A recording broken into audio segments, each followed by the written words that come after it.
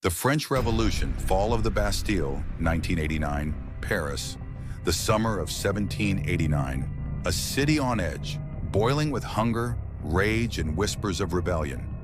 Imagine narrow cobblestone streets filled with desperate crowds, eyes burning with fury at kings and nobles who lived in unimaginable luxury. And at the center of it all stood a grim fortress, the Bastille, a symbol of tyranny, a symbol of fear.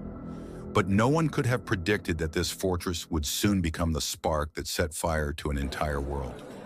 France in the late 18th century was a kingdom of contradictions. The Palace of Versailles glistened with gold, while peasants in the countryside starved, their bellies empty after years of famine. Bread, the very food of life, had become so expensive that riots broke out daily.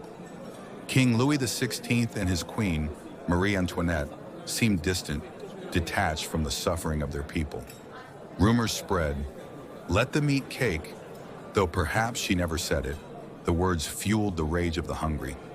Meanwhile, in Paris, voices of change rose louder. Intellectuals, philosophers, revolutionaries, they spoke of liberty, equality, fraternity. The Enlightenment had planted its seeds, and now the storm was ready to break.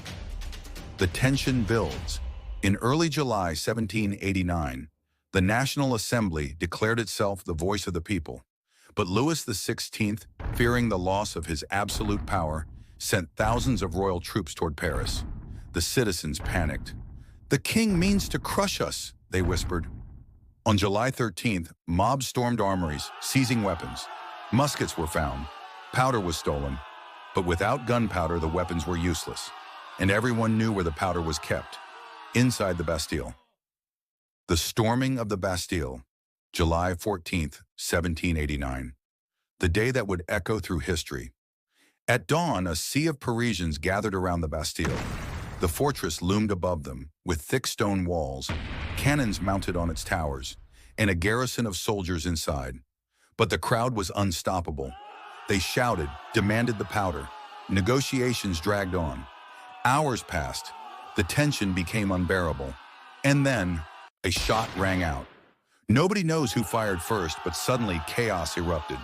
The mob surged forward, muskets blazing, cannons firing into stone. Smoke choked the air.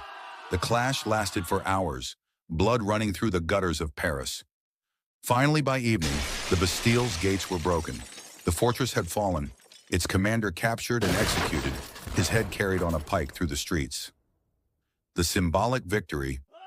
The Bastille was not just a prison, it was a symbol.